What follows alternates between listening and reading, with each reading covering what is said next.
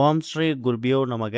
ஓம் ஸ்ரீ மகாபெரியவா சரணம். வரும் ஜூன் 4ஆம் தேதி வியாழக்கிழமை சங்கடகர சதுர்த்தி. இப்போ நாம சொல்லக்கூடிய கிழங்கு மஞ்சள் அப்புறம் வெற்றிலை வைத்து பண்ணக்கூடிய பரிகாரம் வாழ்க்கையில பல மாற்றங்களையும் முன்னேற்றங்களையும் ஏற்படுத்தும். குபேர யோகத்தை கொடுக்கும். அது என்ன வழிபாட்டு முறைன்னு பார்க்கறதுக்கு முன்னாடி நம்மளோட வீடியோஸை இப்போதான் நீங்க ஃபர்ஸ்ட் டைம் பார்க்குறீங்கன்னா மறக்காம சப்ஸ்கிரைப் பண்ணிக்கோங்க. தொடர்ந்து இது மாதிரி அப்டேட் தெரிஞ்சுக்கிறதுக்கு பக்கத்து நோட்டிஃபிகேஷன் பெல்லை கிளிக் பண்ணி ஆல் அப்படிங்க செலக்ட் பண்ணிக்கோங்க. இப்போ வெற்றிலை குண்டு மஞ்சள் வைத்து என்ன மாதிரி பரிகாரம் செய்ய போறோம் அப்படிங்கிற பத்தி தெளிவாக தெரிஞ்சுக்கலாம். ஒரு மாதத்துல நமக்கு 2 விதமான சதுர்த்தி வரும். அமாவாசைக்கு பிறகு வரக்கூடியது வளபிறை சதுர்த்தி, பௌர்ணமிக்கு பிறகு வரக்கூடியது தேய்பிறை சதுர்த்தி. இந்த தேய்பிறை சதுர்த்தி தான் நம்ம மாதம் மாதம் விநாயகருக்காக கொண்டாடக்கூடிய சங்கடகர சதுர்த்தி. சங்கடகர சதுர்த்தி அதாவது நம்முடைய சங்கடங்களை வேரோடு தீர்க்கக்கூடிய, இன்னல்களை போக்கக்கூடிய அற்புதமான ஒரு நாள். முதல்ல சங்கடகர சதுர்த்தி அப்படிங்கிறத நம்ம முழுமையா உச்சரிக்கணும். சங்கடங்களை அறுக்கக்கூடிய சதுர்த்தி அப்படிங்கிறதால சங்கடகர சதுர்த்தின்னு உச்சரிக்கணும். வெறும் சங்கட சதுர்த்தி அப்படின்னு உச்சரிச்சோம்னா நமக்கு சங்கடங்கள் தான் வரும், சங்கடங்கள் தீராது. அப்படிப்பட்ட விநாயகர் கூறிய இந்த ஒரு சங்கடகர சதுர்த்தி தினத்துல நம்ம பண்ணக்கூடிய பரிகாரங்களும் வழிபாட்டு முறைகளும் நமக்கு எக்கச்சக்கமான மாற்றங்களையும் முன்னேற்றங்களையும் ஏற்படுத்தும். முழுமுதற் கடவுளாக இருக்கக்கூடிய விநாயகருக்கு நம்ம சங்கடகர சதுர்த்தி அன்னைக்கு விரதம் வந்து வழிபாடு செய்யும் போது எந்த விதமான கஷ்டங்களும் தீரும் அப்படிங்கிறது ஒரு பெரிய நம்பிக்கை. அதுலயும் பராபவ வருடம் பிறந்து வரக்கூடிய வைகாசி மாதத்துல வரக்கூடிய சங்கடகர சதுர்த்தி, அந்த சங்கடகர சதுர்த்தி எந்த கிழமையில வருதோ அதை பொறுத்து அவரோட பலன்கள் மாறுபடுமாம். உதாரணத்துக்கு இந்த மாதம் ஜூன் 4ஆம் தேதி வியாழக்கிழமை வைகாசி மாசத்துல நமக்கு சங்கடகர சதுர்த்தி வியாழக்கிழமையில வந்திருக்கு. வியாழக்கிழமைய பொதுவா குரு பகவானுக்கு உகந்த நாள்னு சொல்லுவாங்க. அதே மாதிரி குபேரருக்கும் உகந்த நாள் தான். குபேர யோகத்தையும் குரு பார்க்க கோடி நன்மையையும் ஏற்படுத்தக்கூடிய இந்த வியாழக்கிழமையில விநாயக பெருமானை சங்கடகர சதுர்த்தி வேளையில வழங்கும் போது எந்த விதமான கஷ்டங்களும் தீர்வது மட்டும் இல்லாம கடன் பிரச்சனை தீரும், பொருளாதாரத்துல முன்னேற்றம் ஏற்படும், தீர்க்கவே முடியாத பிரச்சனை எதுவா இருந்தாலும் அதுக்கு தீர்வு கிடைக்கும். அப்படிப்பட்ட சங்கடகர சதுர்த்திக்கான அந்த தேய்பிறை சதுர்த்தி திதி வந்து புதன்கிழமை இரவு 8:24 ஆரம்பிச்சிடுது. அது மறுநாள் வியாழக்கிழமை ஜூன் 4ஆம் தேதி இரவு 9:46 வரைக்கும் இருக்கு. சூரிய உதயத்தை கணக்கு பண்ணி வியாழக்கிழமை தான் நாம சதுர்த்தி திதியா கணக்குல எடுத்துக்கணும். வியாழக்கிழமை தூங்கி எழுந்ததுல இருந்து இரவு 9:45 வரைக்கும் நமக்கு சதுர்த்தி தான். வியாழக்கிழமையில ராகு காலம் அப்படிங்கும் போது மதியம் 1:30 3 வரைக்கும் இருக்கு. யமகண்டம் காலையில 6 மணிலிருந்து 7:30 வரைக்கும் இருக்கு. விநாயகரை வழிபடுவதற்கான சரியான நல்ல நேரம், உகந்த நேரம் எது அப்படின்னு கேட்டீங்கன்னா சதுர்த்தி வேலை. மாலை 5 மணிலிருந்து 6:30 இந்த 1.5 மணி நேரம் சதுர்த்தி வேலை. இந்த நேரத்துல எல்லா விதமான விநாயகர் கோவில்கள்லையும் விநாயகருக்கு அபிஷேகங்களும் ஆராதனையும் நடக்கும். அதுல போய் கலந்துக்கோங்க.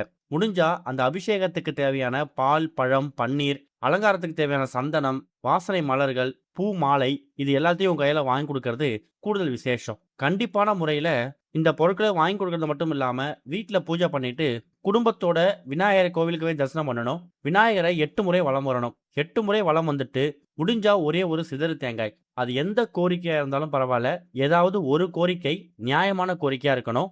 அத சதுர்த்தி வேலை, அதுவும் சங்கடகர சதுர்த்தி வேலையில நீங்க விநாயகர் பெருமானை வணங்கிட்டு கோயில வலம் வந்துட்டு நீங்க இந்த சிதறு தேங்காய் உடைக்கும் போது கூடிய சீக்கிரம் அந்த காரியம் உடனே நடக்கும் அப்படிங்கிறது நம்பிக்கை தான். இந்த ஒரு சதுர்த்தியில இருந்து இதை முயற்சி பண்ணுங்க. கண்டிப்பா நல்ல முன்னேற்றம் கிடைக்கும். இப்படிப்பட்ட நல்ல நாள்ல நம்ம பண்ணக்கூடிய பரிகாரங்களும் வழிபாட்டு முறைகளும் நமக்கு சின்ன சின்ன முன்னேற்றங்களை ஏற்படுத்தி கொடுக்கும்னு சொல்லியிருந்தோம்ல. அப்படிப்பட்ட ஒரு அற்புதமான பரிகாரம் தான் வெற்றிலையும் ஒரு சிறிய ₹1 நாணயம், அது கூட ஒரே ஒரு குண்டு மஞ்சள் வைத்து பண்ணக்கூடிய இந்த ஒரு பரிகாரம். வெற்றிலை எதுக்காக பயன்படுத்துறோம் அப்படிங்கிற கேள்வி நிறைய பேருக்கு வரும். வெற்றிலை அப்படிங்கிறது ஒரு அற்புதமான வசிய பொருள். வசியம்னா தப்பு கிடையாது, தவறு கிடையாது. குலதெய்வத்தை, பொன் பொருளை, ஆடம்பரமான வாழ்க்கையை இது எல்லாத்தையும் நம்ம பக்கம் வசியம் பண்ணக்கூடியதும் நம்ம பக்கம் ஈர்க்கக்கூடியதும் வசியத்தில் தான் சேரும். அப்படிப்பட்ட அற்புதமான ஒரு வசிய பொருளா நாம இந்த வெற்றிலையை பயன்படுத்தலாம். பெயர் தான் வெற்றிலை. வெற்றிகளை வாரி வழங்கக்கூடிய இலை. ஒரே ஒரு வெற்றிலை எடுத்து வச்சுக்கோங்க, கழுவி சுத்தப்படுத்திக்கோங்க. அடுத்ததா ஒரே ஒரு சில்லறை நாணயம், அது ₹1 இருந்தா விசேஷம். அப்படி ₹1 இல்லைன்னா என்ன சில்லறை நாணயம் இருக்கோ அதை பயன்படுத்திக்கோங்க. அது கூட ஒரே ஒரு குண்டு மஞ்சள், கிழங்கு மஞ்சள். பெண்கள் குளியலுக்கு பயன்படுத்தக்கூடிய இந்த ஒரு குண்டு மஞ்சள், கிழங்கு மஞ்சள் இருக்குல்ல, இது ஒரு அற்புதமான மங்களகரமான ஒரு பொருள். மங்களகரமான பொருள் எதுவா இருந்தாலும் அதுல குரு கடாட்சம் இருக்கும். வியாழக்கிழமை குரு பகவானுக்கு உகந்த நாள் நம்ம சொல்லியிருந்தோம்ல. அப்படிப்பட்ட வியாழக்கிழமை குரு பகவானுக்கு உகந்த அந்த நிறம் வந்து மஞ்சள் தான். நீங்க கண்ணை விட்டு கோவிலுக்கு போனீங்கன்னா அங்க நவகிரகத்துல குருவுக்கு மஞ்சள் நிற துணி தான் அணிவிச்சிருப்பாங்க. ஏன்னா குருவுக்கு உகந்த நிறம் வந்து மஞ்சள் தான். அப்படி நீங்க இந்த பரிகாரத்துக்கு பயன்படுத்தக்கூடிய குண்டு மஞ்சள், கிழங்கு மஞ்சள் இருக்கு இல்லையா? இதுலயும் குரு கடாட்சம் இருக்கு. குருவோட பார்வை இருக்கு. இன்னொரு பக்கம் ஜூன் 2ஆம் தேதி குரு பெயர்ச்சி நடந்திருக்கு. அப்படிப்பட்ட குரு பெயர்ச்சி முடிஞ்சு வரக்கூடிய வியாழக்கிழமையில வரக்கூடிய இந்த ஒரு சங்கடகர சதுர்த்தி அன்னைக்கு நீங்க விநாயகரை வணங்கும்போது, இந்த பரிகாரத்த பண்ணும்போது, மறைமுகமா குரு பகவானோட ஆதிக்கம் குரு பெயர்ச்சிக்கு பிறகு உங்களுக்கு கிடைக்கும். அப்படி ஒருவேளை குரு பெயர்ச்சியால உங்க ஜாதகத்துல நல்ல மாற்றம் ஏற்படுது அப்படின்னா, அந்த மாற்றம் பன்மடங்கு பெருகும். ஒருவேளை இந்த குரு பெயர்ச்சியால ஒரு சில விஷயங்கள் தடங்கல் ஏற்படும் அப்படின்னு சொல்லியிருந்தாங்கன்னா, அந்த பாதிப்பு ரொம்ப ஓங்கி விழாம தாங்கி விடும். அப்படிப்பட்ட ஒரு அற்புதமான பரிகாரம் தான் வியாழக்கிழமையில வந்திருக்கக்கூடிய, அதுவும் குரு பெயர்ச்சி ஜூன் 2ஆம் தேதிக்கு பிறகு வரக்கூடிய இந்த ஒரு சங்கடகர சதுர்த்தி. இந்த ஒரு பரிகாரத்த உங்க வீட்டோட பூஜை அறையில மாலை ஒரு 6, 7 மணிக்கு மேல பண்ணலாம். ஏன்னா எப்படி பார்த்தாலும் இரவு 9 மணி 46 நிமிஷம் வரைக்கும் நமக்கு சதுர்த்தி திதி இருக்கு. ஒரு சிறிய தட்டு எடுத்துக்கோங்க. அந்த தட்டுல நீங்க கழுவி சுத்தப்படுத்தி வச்சிருக்கக்கூடிய அந்த வெற்றிலை எடுத்து, அந்த வெற்றிலையோட நுனி பகுதி, அந்த காம்பு பகுதி இருக்குல்ல, அந்த இடத்துல முடிஞ்சா சந்தனத்தாலயோ இல்ல மஞ்சளாலயோ ஒரு பிள்ளையார் சுழி போட்டு வச்சுக்கோங்க. அதுக்கப்புறமா அந்த வெற்றிலையோட மையப்பகுதி, நடுப்பகுதியில ஒரே ஒரு சில்லறை நாணயத்த வச்சுட்டு, அதுக்கு மேல நீங்க தயார் செய்து வைத்திருக்கக்கூடிய குண்டு மஞ்சள். அப்படி எடுத்து வச்சிருக்கக்கூடிய அந்த குண்டு மஞ்சளுக்கு விபூதி குங்குமம் பொட்டு வைக்கலாம். இல்ல சந்தன குங்குமம் பொட்டு வைக்கலாம். அது உங்க விருப்பம் தான். இப்ப அந்த குண்டு மஞ்சள, அந்த கிழங்கு மஞ்சள நீங்க விநாயகரா பாவிக்க போறீங்க.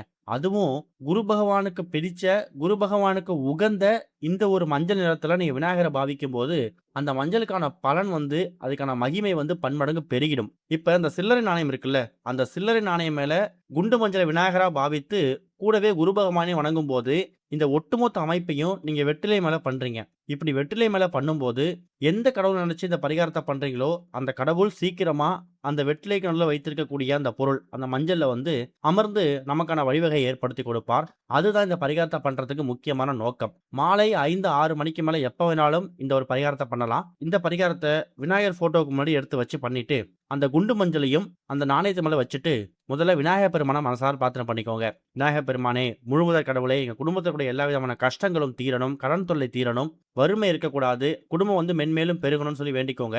அடுத்ததா குரு பகவான மனசார பிரார்த்தனை பண்ணிக்கிட்டு, குரு பார்க்க கோடி நன்மை ஏற்படணும்.